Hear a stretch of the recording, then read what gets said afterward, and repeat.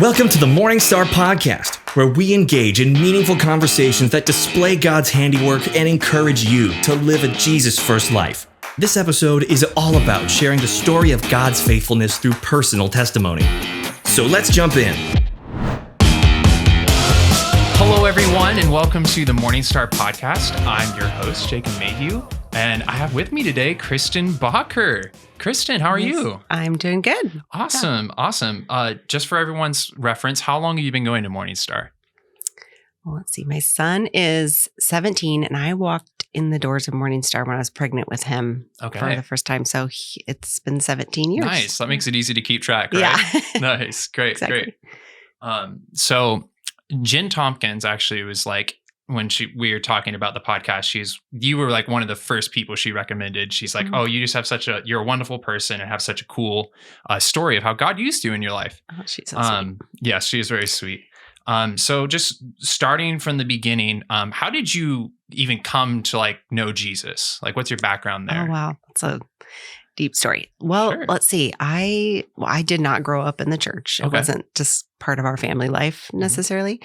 And once I graduated high school, I kind of had a moment of honestly just depression. I kind of fell into what am I doing? I had got accepted into some schools I couldn't afford to go, and I was kind of left behind. It felt like all my friends had kind of gone away, and it led me to I needed to work full time, go to community college. And during that time, I had made friends with a gal who had a 1-year-old, and her and her husband had just got married, and they were just a young Christian family, and they were just really nice, but I didn't know they were Christian. They were just nice people, and I was just kind of lost in a lot of ways. And she would just invite me over for dinner or to hang out with them, and just kind of took me in to just spend time with me. And it wasn't anything weird or pushy. It was just they just wanted to hang out with me. They liked me. And that meant a lot. I had a really big family that was very busy. I'm the oldest of 10. And so there's just a lot going on at home. So I just kind of was trying to find my own place to be and who was I going to spend time with. And it was just great. They invited me to church, and I remember being terrified. And just over time, eventually I ended up getting baptized in their church. And I think I was 21 or 22 years old. So it was just kind of this natural progression of learning from them and what that meant really to accept Jesus and live that life. And there's so much more details to that, but it was really all these things that led me to this family and brought me to that place. And I was just it just felt I don't know, God met me somewhere versus I don't know. It was just kind of amazing how that happened, but I'm so thankful for that family. So it was kind of an interesting story. I didn't grow up in the church, and it was kind of later in life. Well, that's neat. It's a good example of just you had some friends who were just faithfully loving you. Yep. And you might not have been a Christian, but over time, as you said, you graduated high school, and then it was you were 21 when you got baptized. So that took years. Yeah. Nice. Yeah. Well, that's cool. That's encouraging to know, as we're hanging out with the unbelievers in our life, that sometimes it might take a long time and a lot of patient loving. But yeah. And really, I think for me now, it's we don't always have to go out and be you need to love Jesus. It was they just loved me. They just accepted me, even though at that time I was not making the best choices for my life, and they never judged me they were just there for me. So to me, it was that's kind of what set the tone for me as far as how I am with other people, So I thought that was amazing. Yeah, that's awesome. That's awesome. So after you accept Christ, kind of where does your life go from there? Well, very shortly after I met my husband, and we had a very quick engagement, got married, and we're pregnant immediately. And so we had our son, like I said, we moved here to Salem when I was pregnant with him. And so we were both kind of new. We were new Christians, basically. Didn't really know what we were doing at all. And we just were we need to find a church. We knew we wanted to find a place. And so we visited Morning Star and walked in. And actually, I ended up meeting someone outside of the church, and she invited me to the mom's group. At the time, it was Mom to Mom. Oh, nice. And brought me in. And that's really where I got to meet Jen. And all my friends now really kind of stemmed from that that time where I kind of walked in the door and went to the mom's group. Mm-hmm. Yeah. That's great. That's great. Have you been doing like the moms group ever since? Are you like one of the... Well, I kind of like, as my kids got older, it just like, it was kind of that younger kid season. And then after that, it was like, I started working and it was just kind of shifted to like, that wasn't kind of the season I was in, but always have a heart for moms with young children because it was a tough season. Yeah. So you have three kids. Three kids. Okay. You have... Kason, he's 17. Okay. Jackson is 13. And Emery is 9. Emery is 9. Yeah. Okay. And you said that was kind of a tough season just now. Like, what exactly happened? I have some details that Jen has provided me with, but none of us here listening know those details. So yeah, like in general with the kids or just like specifically with Emery kind of through what you... Sure. How about both? Yeah. Well, I think, with kids, when you have young kids, it's just, especially when you're young, having young kids, like you're already trying to kind of figure yourself out. Mix that with like, I was a new baby Christian trying to live this new life. And then also like undo a bunch of like bad habits and and then kind of heal from the past and also be a mom and then be a wife. And I mean, it was just a lot of all of that kind of overlapping mixed with kids that like just are constantly needing you.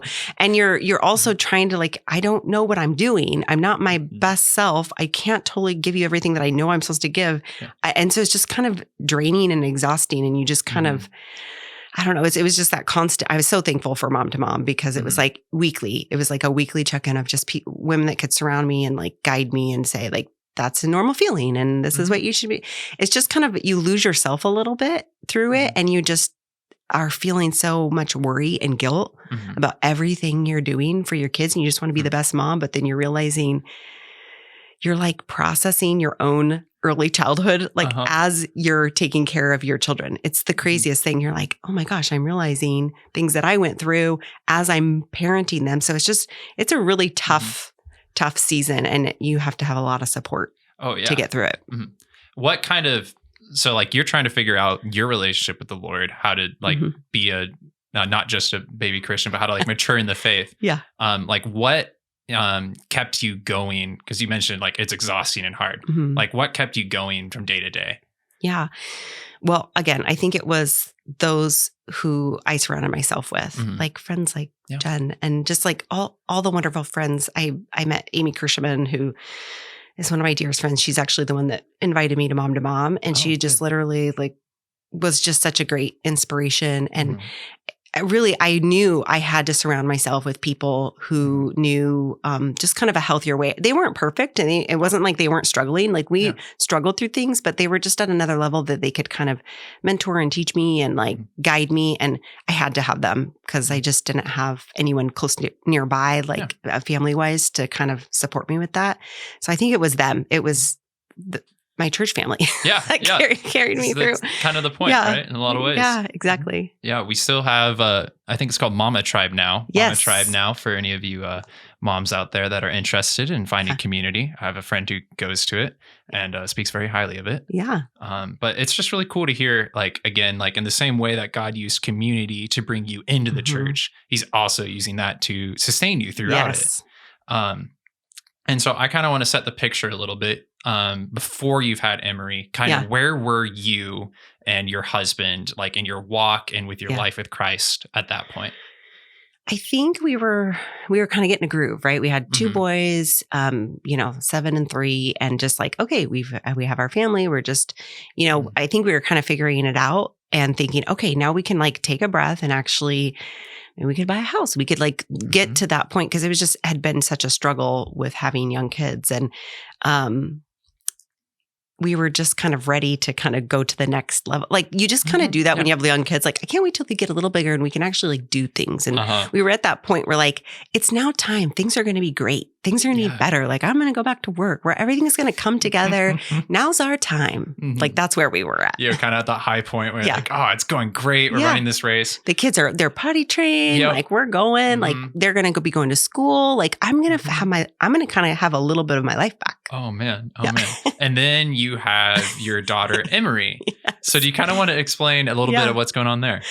Yeah. Well, she was a surprise. We found out we were pregnant, and any of my friends that, have been with me through this at Morning Star knew that that was really hard for me. I was having a hard time with it, and they kind of kept me going and excited because I was like, how am I going to do this? I was like ready to be done. And then first I had to like accept that. And then she was born. Of course, we were like, by the time she was born, I was like, okay, she's meant to be here. And I think a lot of women struggle with that. They've gotten pregnant and they were not expecting it, and they were like mentally not prepared. We feel bad that we're like scared or grieving over that. Like, I'm not ready for this. I don't know if I want to do this. And but then like you see their face and you're like, I know. And I know that sounds silly, but when she was here, it was just like, she was just meant to be here. And I knew it. I knew like God had a plan for her. And what's crazy is like, it's going to sound crazy but ever since I was young, as early as I can remember, probably 13, I had this feeling I was going to have this daughter, and she was just going to be very special. Okay. And she would have curly hair. And I'm not even joking. Like, so I had 2 boys in that story. Like, I didn't say I was like devastated that I hadn't had this daughter that like I had envisioned, even though before I had a relationship with God, I just had this like feeling that there's this daughter. And so when we found out it was a girl and she came, I was like, this is her. Like, this is totally her. Cool. And she was born and seemingly fine. And then 6 weeks after her birth, she was still jaundiced. So she was very yellow in her skin. And we didn't know what was going on. So I took her to the doctor, and they took her blood and found out that there was something going on with her liver. And they didn't know what. So they said, you got to race up to OHSU and get this checked out. We think she might need surgery. And it was completely devastating to get that. I got home from the doctor's office, sat down, and it was like a typical night, and then just get a call, like, go right now. And I'm looking at her thinking she's fine. I mean, she's a little yellow, but like, it's not a rush to the hospital situation. They're like, you need to go now. She needs surgery. It was terrifying. And we got up there and spent a couple of days of doing a bunch of tests. And by the end of it, basically, we found out that she has a rare genetic disorder called Alagille Syndrome. Alagille Syndrome. Alagille Syndrome. And it just kind of threw us. It's so hard to explain when you're sitting there, just everything's kind of swirling. You don't know what's going on. And they didn't have to do surgery after all, because the syndrome really is something that kind of plays out over time. Like, there wasn't, what's wrong with her liver is just the way her liver is. And we just have to kind of like let it go. And this is so rare. This is maybe even ultra rare that the doctors don't have a lot of information. And I literally was handed a little packet and sent home, and I'll see you in 3 months. And I went home and started, of course, looking up Alagille Syndrome. Yeah. And found nothing but horrible, horrible things and no hope. A lot of just, if I'm being honest, just death and suffering. And I was not okay. Yeah. No, that's hard. It's not okay. Yeah. So Emery is getting this diagnosis. You're there. You're reading all this sorrow on the internet about it, presumably. And where are you with God in that time? I don't know. It was, I think what I remember, what I was going through my head, it was basically like, really? Yeah. It was like, first, I don't think I'm going to have a daughter. Then, okay, then I'm pregnant. I don't really want to be pregnant. And then, okay, it's the girl. It's my daughter. And then you're going to give her to me, and then you're going to take her away. Like, ultimately, I think that's what anger. It was just like, grief and anger at him for like, I just didn't feel like I deserved that. And I know that sounds silly, but I was just like, what? And she didn't deserve it. And why would we go all this way just to watch her suffer? So I just had to go home and look at her, and I was devastated. And I just thought, it was just anger. I think. Yeah. A lot of anger. I was just kind of writing out anger at that point. It sounds very like Book of Job-ish almost, where it's like, all this crud is now happening to me, and I don't know why. And God's not exactly, telling me why at the moment. So you go back, you get these papers, you're like, see you in 3 months. Like, what do the next sort of like 3 months look like for you and your husband? We process things very differently, and that's very common with families who are working with children with, especially high medical needs. I don't know. I don't want to generalize that. For him, it was just very, very hard for him to kind of accept. And if he couldn't fix it, it was like kind of, he just had to disassociate. Like that's not happening. Like he didn't want to deal with it. Right. And I am a jump in and research, and I need to control, and I need to plan, and I need to figure this out, and I'm going to solve the problem, and I'm going to take over. So I think I went into just like, what should I do? And then I think for me though, when I found out there's not much to do, I think that's when I kind of just like crashed and was like, I can't, do you mean there's no action steps to fix this? Then that's where I got really, really depressed. Yeah. And he just was like, we have to keep going. Let's pretend like that's not happening. So it wasn't the greatest, you know, because we're on totally two different pages. And I was just kind of at a loss of what to do. Yeah. No, that would make a lot of sense. I would definitely be at a loss in that scenario. Yeah. So like over these 3 months, you know, you're doing this, like at what point do you kind of like do things get worse, or do like things start to go up from there? Or yeah, I think it was what we realized was we thought something like major bad was going to happen right out the gate. Like we would know what to do with her, like either her liver would fail and we would like have a trend. Like we wanted just answers. And we realized after a few appointments, like, oh, we're in for the long haul. And really what this syndrome is it's a wait and see.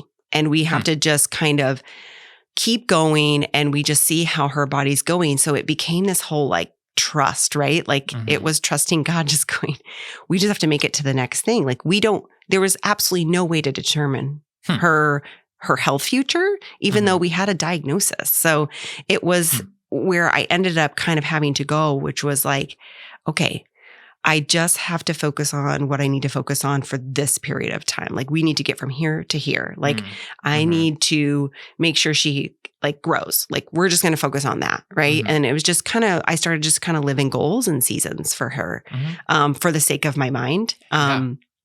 Cause it was just really hard to think anything because the first thing you want to do is just go, well, how long is she going to make it? Like what is what's the life expectancy here? Like that's just where your mind goes. Yeah. And it's like, I can't. And I think that was what God was laying on my heart. It was just like, stop looking so far ahead. You can't go there. You can barely deal with today. Like, just let's get you through today, and then we will get there. And that's really hard for me. So I just was like, okay, one season, one goal at a time. And then I felt like I had like control over something, but also I was not putting my mind places that God didn't want me to go. Yeah, it seems like a very practical way to apply the teaching of Jesus of like, don't worry about tomorrow, for tomorrow has enough worries of itself. Like, don't worry about the next season, for that's going to have enough worries. Just focus on this one. Just get your life through the next day, through the next step, your daughter through the next season. Yeah. So how is Emery today? She's doing great. Okay. She's actually, her story is phenomenal. Like what God has done through her and like through our lives. It's, for her after that year, we realized that for her in the syndrome, like it's actually affecting her liver very mildly, in severity as far as like major symptoms. She had one primary really bad symptom that was kind of overtaking us. She was in pain and what is called pruritus. It's cholestatic pruritus. So basically her body's filled with bile acid and it just like causes itching all over her body. And so she literally would want to like just as a baby rip herself to pieces and just like rip at her skin and want to pull and get in her ears. So those first 2 years of her life, she basically just never slept. She could go out. If people saw us, they'd be like, oh, she looks great. She's so cute. But we had to keep her covered. And the night times were torturous. It was just I just never, ever, ever slept. And we would just sleep in tiny little bits. And it was a really, the darkest season of our, outside of getting that diagnosis, which was just kind of like shock. And then became suffering. It just became, she was doing well in her health, if that makes sense. Like she's growing and the numbers look good, but like this symptom was just overtaking our lives. And we were just, it was just such a dire situation where no one understood. We were in the dark. Nobody knew how bad it was. We would just like go home. There would be no bedtime. There'd be no end. And she would just suffer all night. And I would scream and cry all night. And I would just kind of cry out to God, like, why wouldn't you heal this? Like what? Like that it would be like, it doesn't make sense to me why you wouldn't heal and why we would have to watch her suffer. Not once, not twice, but every night. Like every day, just this never ending, incessant suffering. And it was just, it took a toll on our family. I couldn't spend time with the boys. Not sleeping, by the way, just like literally makes you crazy. Oh, yeah. You just become crazy. Like you can't process thoughts. You're emotional. Like it affects so much of your life. And people didn't understand. Family and friends, like they understood, but they couldn't really understand. Just like, they'd be like, yeah, I know what it's like when a baby doesn't sleep. Be like, no, this is watching your child suffer, knowing why they're suffering is because ultimately an organ is failing and they may not survive. Like it was so much deeper than just watching her like fuss and be in pain. It was all of it every single night, having to live through that ultimately took a toll and drove us to just a really dark place. Yeah. It was really hard. So like in this valley, like at what point you're in this valley, like how long would you say like that kind of went on? That was 2.5 years. 2.5 years. Yeah. Holy cow. Yeah. It was a very long time. You are a saint. No. It took a lot of support. There was like a lot of support along the way. I mean, it would be just tiny little things that would show up for us. And that's what kind of like kept us going, would be like a surprise something at our door. There were so many times our small group kind of surrounded us and like did dinners, or they did it like, they raised some money for us to like put towards medical costs. And it was just like tiny little things people we didn't even know, like would kind of jump in. It was just, that's what kind of kept me going. It seems like another way in which God is using community in your life. Yes. That's so cool. Yeah. So this goes on for 2.5 years. Like, how does your relationship with God change over these like sleepless years? Do you still kind of like live in that place of like being a little more angry towards God, or do you more eventually have some sort of epiphany or something? Yeah. Or what? It's kind of interesting you said that. There was one time I took her up, and backing up, like I am the worst mom to be in charge of a child with medical condition because I'm terrified of hospitals and needles. And when she got diagnosed, I basically ran out the door and was like, I'm out. And I called my friend Ashley Livingston, who attends here, whose son was going through his own medical needs. And she was a little more seasoned than me. And I was like, I can't do this. Like, there's no way. And she was like, you have to do it, by the way. And I'm going to make you do it, and you can do it. She just really uplifted me. But fast forward to, a few months in, I was having to do all these appointments and take her up and hold her down and get all these blood draws, which were horrific. And I could never do it. I started by sitting in the corner and covering my ears, and I'd have to bring my husband or a family member to like deal with her, because I was like, I can't watch this. And over time, like one appointment I had to go by myself. No one could go with me. And I went, and I was like, God, I can't do this. Like, this is not for me. And I had to do it. And they actually had to like, literally, they couldn't get it from her. They had to hold her down, a team of like 4. And she was like 4 months old. It wasn't even like she was big, but they couldn't get anything from her. And they had to like draw from her head. And I just watched her. I took this picture of her having like this tourniquet around her head and this towel wrapped around her to hold her down, and 3 people holding her perfectly still. And all of a sudden, like I was on that drive home afterwards, we got the blood and went home. And as I was driving, I was just kind of crying. I was like, God, like this is so horrible that she has to look at me while she's being held down and being crying like this. And she's looking at me like, why are you doing this to me? And I'm her mother. I'm like supposed to protect her. Like I'm the one that's supposed to stop them from doing that. And she's going to hate me. Like I could foresee this future. Like she's just going to look at me like, why are you doing this to me? And all of a sudden I just had this image of like, I snapped image of me. Like I was on the table and he was looking at me, and I was being held down, and he was there for me. And really, like, the goal of Emery getting her blood drawn was to ultimately help her, right? Like if they didn't get that blood, I don't know the information that I need, and she doesn't get the best treatment. Ultimately, it's for her good, like is what I'm doing. She just can't understand it. Like her baby brain was not going to understand me saying, we need to collect a CBC because we need to understand. She's not going to understand. And it was kind of like he was saying that to me, like, Kristen, you're not going to understand.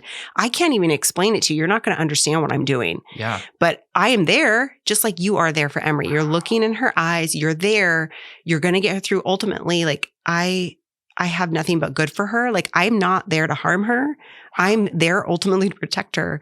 But it could be perceived that I'm not. It could be perceived that I'm torturing her and hurting her. So it was just kind of this, I was just recognizing like what he was putting me through. He was there to like look at me and be by my side. And he was using that for something I just couldn't understand at the time. And just trust me. Just trust me that I'm getting what we need for your healing and for hers. And I was like, oh, okay. That stung. Like it just was the biggest. And that's where I think I kind of shifted and was like, all right, I need to be her advocate. And I need to it was just kind of this idea of I need to forge ahead and I want to be kind of a light for her and for the community. And I'm no longer going to be scared and afraid and hide in the corner and question and be all these whys and angry because I don't want her to be that way. Like, I don't want her to grow up with this chip on her shoulder and to be mad at the world, to be mad at God that he's putting her through this.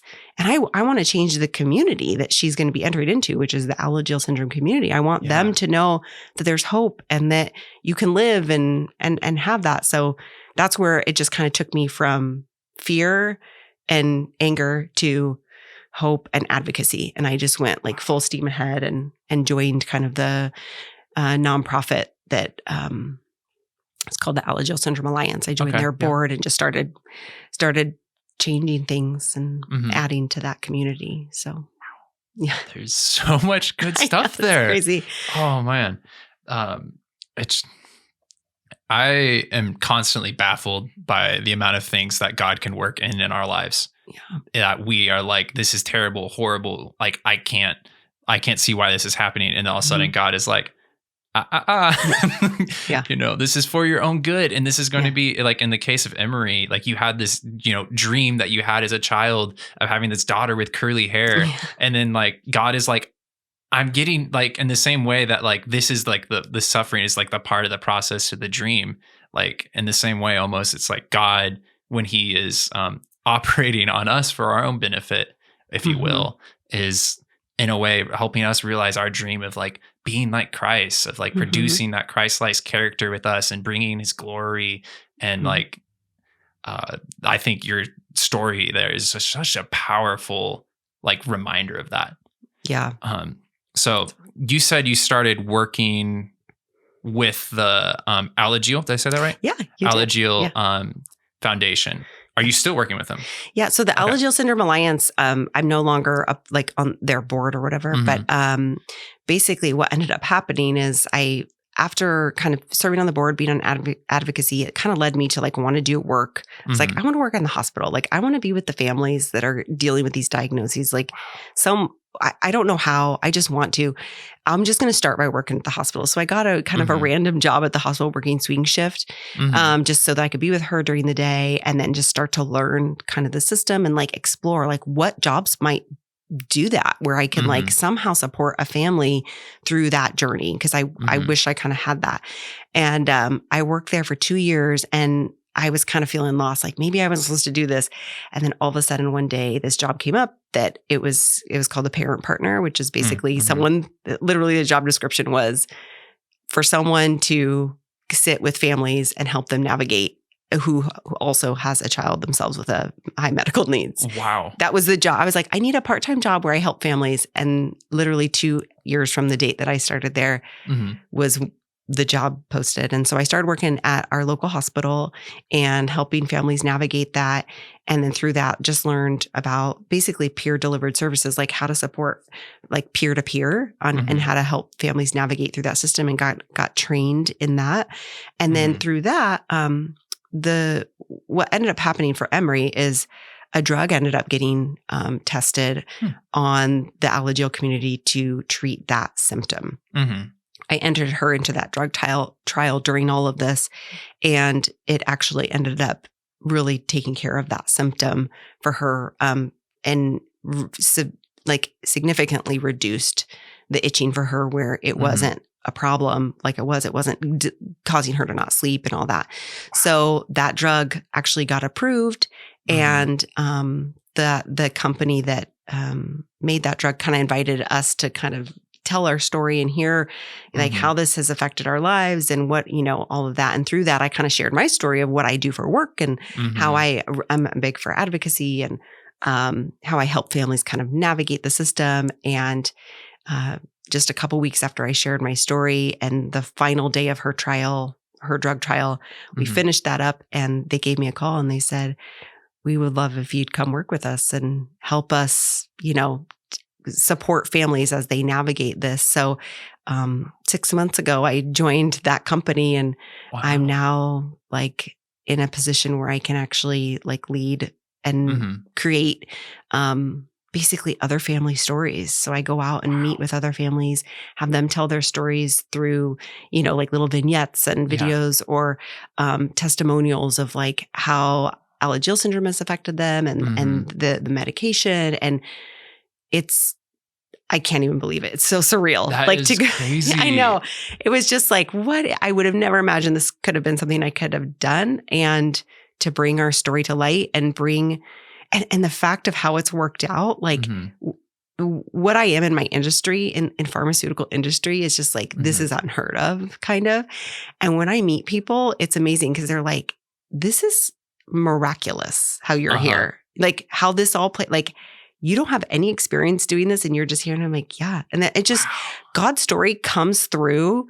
I don't even have to hardly say anything. It's amazing. They're like, this is bigger than just anything I've ever heard of, and I don't even have to allude to it. And and I get to like basically give my testimony when they're like, well, what happened? I'd be like, well, God just did this. Like, it was just, it was a way of having a conversation with people about my faith without even just coming in their face. I'd be like, I'm a Christian and you should love Jesus. It was just like, they hear our story and they're just people that you would never think would be kind of shocked by that. They're like, this is, her story is amazing. I can't doubt that there's something more to it. It's just amazing. Wow. Yeah. That is incredible. And that, if I'm piecing it together right, you said Emery started on that drug when it was in trial, right? Yeah. So she was 2.5. So when she started at 2.5. So that drug probably wasn't even around when she was born. No. They were, I think, starting to like work with it. Like there's a lot to that process. Yeah. So it's amazing to me that basically the timing where she literally turned 2 when it became literally in the tiny little window of time we could have entered into this, she happened to turn 2. And it's not a happen to, like, it's totally God's timing. Yeah. Like all that suffering that I went through was like, he's just like, wait, like there's a timing. I need you to end. I need her to be this age. There's something coming. It just, the timing was exactly what needed to happen, even though it didn't make sense at the time. Yeah. That's incredible. And that's like also just like a great example of like the necessity almost of faith, and that you had no idea. I mean, no one had any idea what was going on really. And then all of these things are happening. And then like, it looks like God had a plan after all. And it's like, yep, this window is very specific. And maybe it was a surprise pregnancy, but all of a sudden that's the perfectly timed pregnancy at the same time. Yeah. Oh, that's so cool. I know. So throughout this, how is Emery like these days with the drug and everything? Yeah, no one really knows. She's like a pretty typical kid. She's doing really well. It does affect her heart. So we watch and monitor her heart. She might have to have maybe surgeries down the road on there. But again, we kind of live in seasons. Right now we're in the season of yearly checkups, and she has a medication that helps, alleviate that symptom. And I would have never imagined she would be where she's at compared to what I saw. Like I said, when I went to the internet and you saw what those kids look like and what was happening to them. And there's very severe kids with Alagille syndrome, and it's really hard to see. And it's hard to have a child that's right now mildly affected because you just have this guilt, like, because we're all from the same community, but there's such a spectrum of of that. But she's doing phenomenal. Yeah. That's great. That's great. So Kristen today, yeah, if you got to talk to Kristen before Emery was born, what would you say? Oh my gosh. That's so tough. I mean, it sounds so simple, but it was just kind of like, I think I would just be like, trust that there are good things ahead for you and for her, and that God ultimately has your best interests at heart. And even though it feels like he's silent and you're suffering and you feel like it's deafening, the loneliness that you're experiencing right now, that he's there. And there's like hope and there's joy and there's good things ahead. It may not be what you think it's going to be though. I think we think of like good things ahead. We kind of imagine for ourselves what we think that's going to be, but it's like, it's actually far beyond what you can imagine. And even though it's different and it's hard, it's still amazing. And so it's like, maybe take those expectations out of your head of what you think is good and just accept and keep going each day. And just trust that there's something ahead that you can't even fathom that will be good for you. Like it's just so hard to articulate. Yeah. No, I like one of the things that I've been kind of thinking about recently is like Paul writes in Romans, all things work together for good for those who love the Lord. And I was thinking like, that might be one of the hardest things to believe in all of Scripture sometimes, because all these things that are happening, and it's like, yeah, it's for good, and I might not be getting that dream house and that dream car or that dream life, but all of these things are working for like even a greater good than I can picture for myself. And you just like beautifully illustrated that, really. Yeah, it's a redefining of good, and I think it's, especially if you've grown up with. And maybe you haven't seen like good things come to pass yet. Like things have always been hard, right? Maybe things were hard, growing up. Maybe things were hard. Like no thing, you never got to see something kind of transpire. And I think that's hard when you're new in your faith is you don't have a good like track record with God yet to like trust on. Like you're just like, everyone says to trust this, but what am I trusting? Like I haven't had the experience. I haven't had a moment of like, when was the time that you trusted? Like I was like, I don't have that. Like I didn't have that yet. And so it's like, you got to just keep doing that. And now I feel like not that things are easy, but when things hit, it's kind of like, what's the opportunity here? Like God's doing something. Like when the door shuts really hard or something happens, something what I think is difficult, like, I'm like, what's he going to do? Like this could be something amazing that I don't even know yet. So it's just that trust muscle is a little bit stronger and I'm a little bit more like at peace about it. Yeah. I didn't even like that description of it as like a muscle, like something you have to work out and it's not going to be just one day you can go and, bench press 3,000 pounds. No. It takes a lot of time and development. Yeah. Do you ever bench press 3,000 pounds? I'd be very impressed, but especially if you're a type A person that likes to like plan and control and want things to come together. And trusting has always been really hard. You put that with like never having a track record. It's just really hard at first. Yeah. No, that's a great word. That's a great word. Do you have like any particular like scripture that has like stood out to you in this time, or like any like scriptural principles or anything like that? Yeah. I think, my heart and flesh may fail. That verse that I'm going to totally recite incorrectly. That's totally fine. But God is my portion. It was kind of like spoke to me because like Emery's flesh and heart like was failing, literally, Yeah. And it was kind of like, even if, as a mom, you just like, you can't imagine anything horrible happening to your children. It's like your worst nightmare. And it was kind of like, even if the worst happens to your children and even if, but I am your portion and I am enough and I care about them just as much or more than you do. That's that trusting part. And it was just kind of like, my heart and flesh may fail, but God is my portion. Like, that's just kind of what, like her heart and her, flesh may fail, but God is my portion. Like, and I just that's kind of just what I held on to, even if honestly, I didn't believe it. I know that sounds crazy, but I felt like, it's like, I knew it to be true, but I did not feel it. And I think that's important to recognize, is that a lot of times we think we will feel the peace of God. We're going to feel like strong. We're going to feel brave. We're going to feel like he loves us. Most of the time I did not. Like most of the time I did not feel anything. It was the actual opposite that I felt, but it was more like, that is the truth. I just have to move in the direction of that truth and stop trusting the feelings that are being run by lack of sleep, by all of these other factors. Like I think of it like, even like a VR, you're in a VR and you feel like you're going to fall, or like things are like spiders are coming at you and you're like, you see people react and they fall over or do something crazy. It's like, because we're feeling it, but it's not the truth. Like the truth is you're standing on solid ground. Yeah. Right. Like everything is fine. Nothing's crashing around you. There's no spiders around you, but like we're reacting as if it's happening. And I just feel like that's what it's like. It's like we feel it, but we don't, that's not the truth.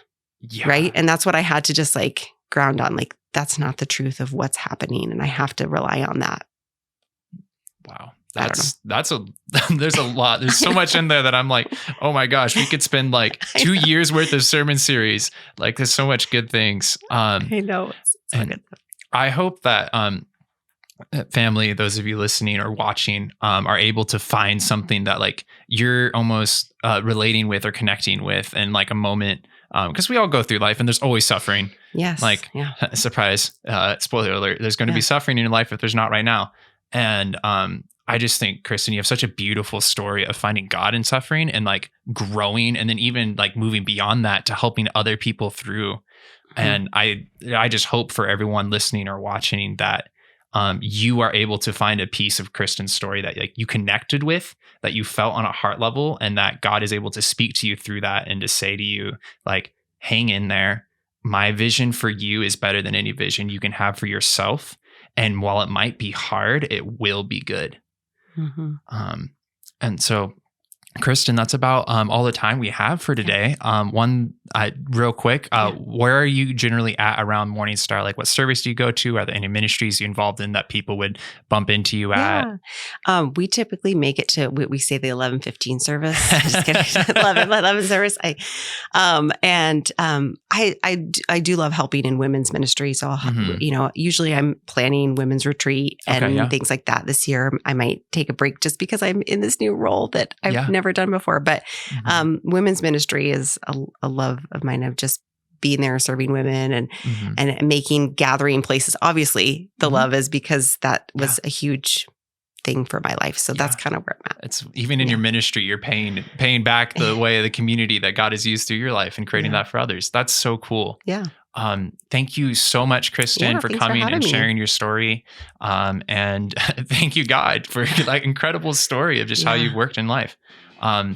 Family, I hope that you have a wonderful week and that God is able to meet you wherever you are at, and that you are able to see him meeting you in your suffering.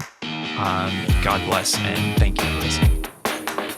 Thanks for tuning in to the Morningstar Podcast. Join us again next time as we display God's handiwork and encourage you to live a Jesus-first life.